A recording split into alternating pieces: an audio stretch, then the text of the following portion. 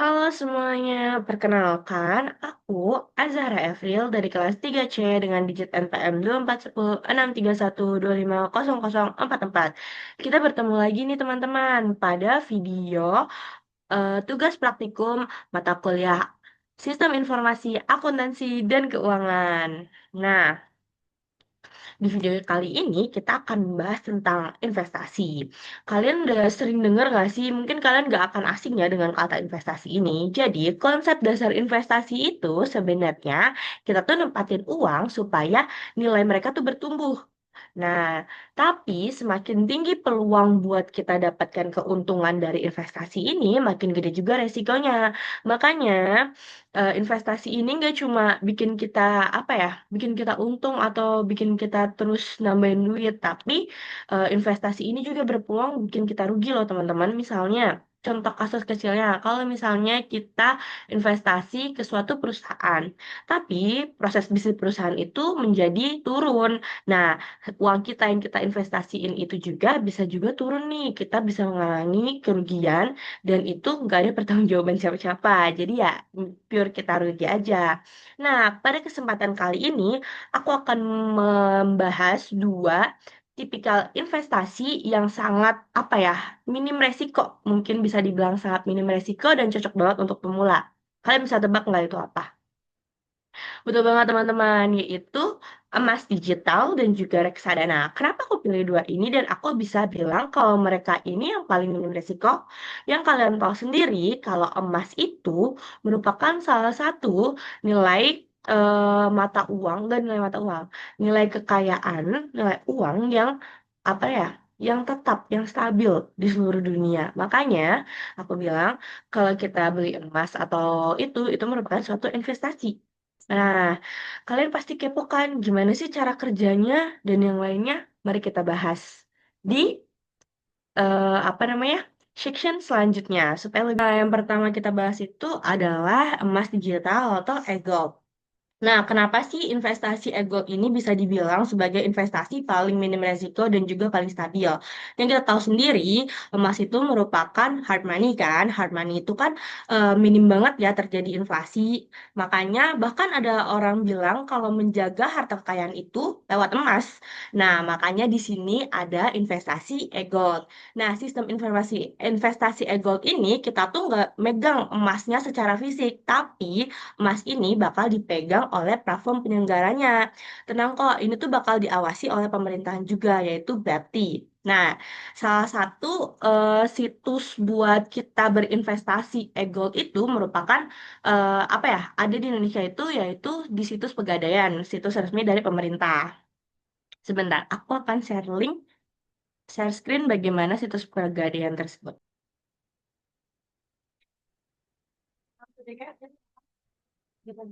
Nah, jadi di sini adalah tampilan dari web atau situs Pegadaian. Namanya di sini Sahabat Pegadaian. Di sini kita tuh bisa beli emas gitu. Sebenarnya investasi emas itu nggak seribet kayak investasi saham dan yang lain-lain. Kita harus menghitungkan NFIV-nya atau yang lainnya atau melihat harga penurunan atau penaikannya setiap hari, memantau gitu. Enggak, teman-teman. Jadi kalau misalnya investasi emas itu sesimpel logikanya tuh sesimpel kita beli emas, uang kita terjaga di nilai emas ini dan kalau misalnya nilai emas ini akan bertambah seiring berjalannya waktu, nah uang kita juga bakal tetap terjaga nilainya, uang fiat kita tuh dan juga nggak akan terjadi inflasi. Jadi logika dari investasi emas itu kayak gitu. Nah, contoh di sini produknya itu ada gade emas dan yang lainnya juga ini cukup lengkap ya. Dan ini tuh salah satu Gadean tuh salah satu dipegang sama BUMN. Jadi emang dari pemerintah langsung gitu loh. Nah, kenapa di sini kan ada beberapa apa ya di web ini tuh kayak ada informasi tentang eventnya, terus simulasi gimana cara kita membeli emas, terus tabungan emas kita dan ada beberapa yang digadai, terus ada cicil emas. Nah, kita di sini bisa lihat harga emas untuk saat ini. Jadi untuk sekarang harga emas di 1 gram itu di harga 2,5 juta 4 ribu 2 2.504.000 rupiah. Sebenarnya kemarin itu saya udah melakukan apa ya analisis terhadap web ini dan jujur kemarin itu harga emasnya di 2.512.000. Berarti untuk hari ini terjadi penurunan sebesar 8.000. Nah, mungkin banyak yang tanya, katanya harga emas itu stabil, tapi kenapa sekarang turun? Oke, jadi sebenarnya dibilang stabil ini nggak bisa naik terus gitu loh harganya, tapi dia tuh lebih stabil dibanding investasi di saham-saham yang lainnya, investasi Bitcoin atau investasi ke suatu perusahaan. Nah, emas ini tuh bakal lebih stabil dan kenaikannya itu nggak bisa dilihat dengan jangka waktu yang pendek ya, seperti 1 atau 2 hari, itu nggak bisa. Sistem investasi itu melihat jangka waktunya lumayan panjang. Makanya, uang yang diinvestasikan itu adalah bukan uang yang dipakai untuk kebutuhan sehari-hari. Seperti itu, teman-teman.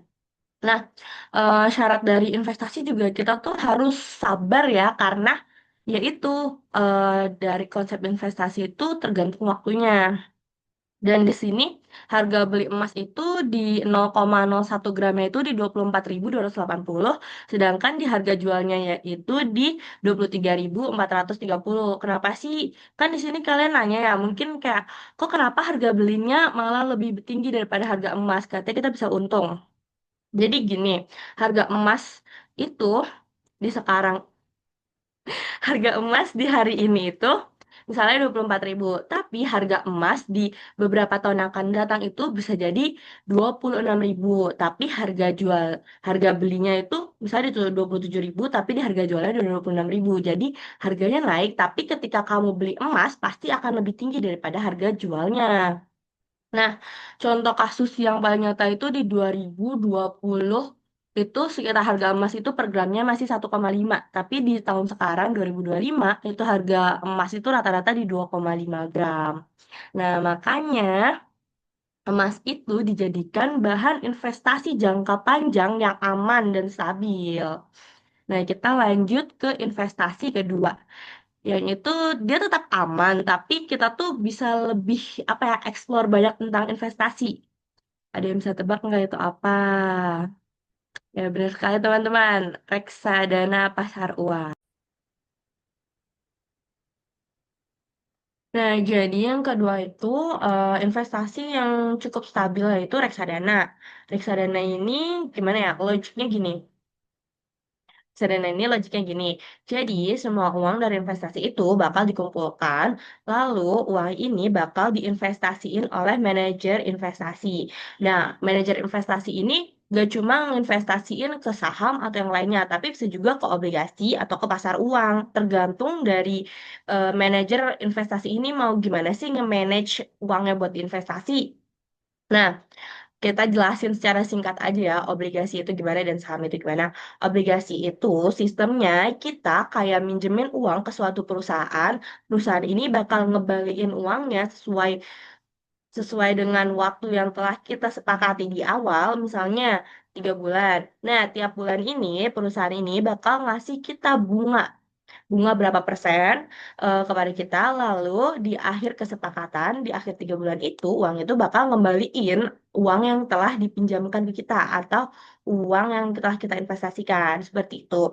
Nah, kalau saham itu logiknya kayak kita membeli sebagian dari perusahaan tersebut atau membeli sahamnya.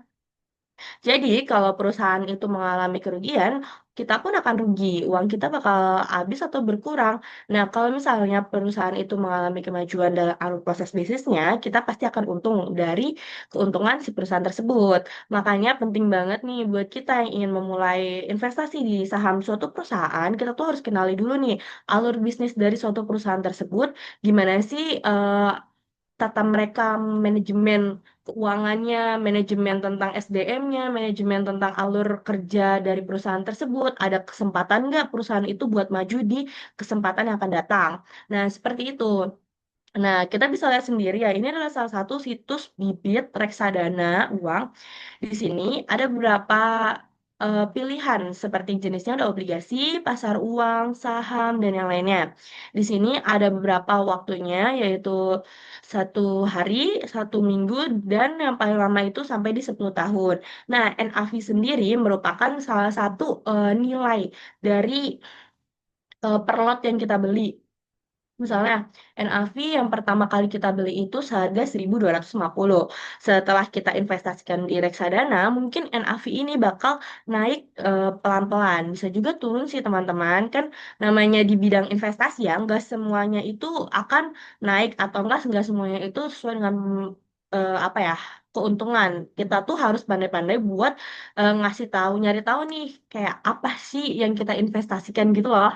Nah, terus di sini di Les NAV ini kita bisa lihat di sini yang paling tinggi yaitu di ABF Bond Indonesia Bond Index Fund di 10 tahunnya itu hampir 120,91% kenaikannya. Nah, jadi mungkin kalau dibilang reksadana itu beneran yang naiknya tuh sangat sedikit banget. Kayak misalnya dari 1.200 rupiah kita beli, itu tuh kenaikannya sampai di 250 rupiah aja. Jadi, reksadana ini emang cocok buat para investor yang pemula, yang baru memulai ingin investasi, dan kalian tuh bisa investasi di reksadana sekalian belajar gimana sih cara investasi yang baik, gimana sih cara melihat peluang dari suatu perusahaan buat lebih maju dan kita tuh bisa tahu gitu loh, tepat nggak sih kita investasi di perusahaan ini gitu. Nah, mungkin itu aja penjelasan investasi yang yang bisa aku sampaikan tentang investasi di emas digital maupun di reksadana. Eh,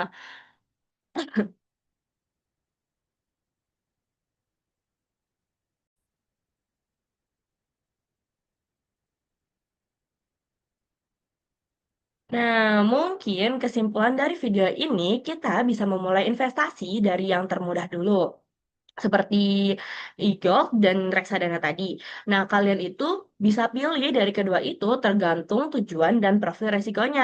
Kalau masih pengen yang simple dan kayak pengen yang mudah aja dulu nih, tapi pengen tahan inflasi dan tahan lama lah. Nah, itu kalian bisa mulai dari investasi di emas digital di Pegadaian. Kalian tapi harus perhatikan spreadnya juga ya. Nah, kalau mau yang stabil dan T-nya cepat, itu bisa coba reksadana pasar uang di Bibit. Dan itu juga reksadana itu sekalian kalian belajar gimana sih investasi bagi para pemula itu. Nah, sekian video dari saya. Kurang lebihnya mohon dimaafkan. Wabillahi taufiq wal hidayah. Wassalamualaikum warahmatullahi wabarakatuh.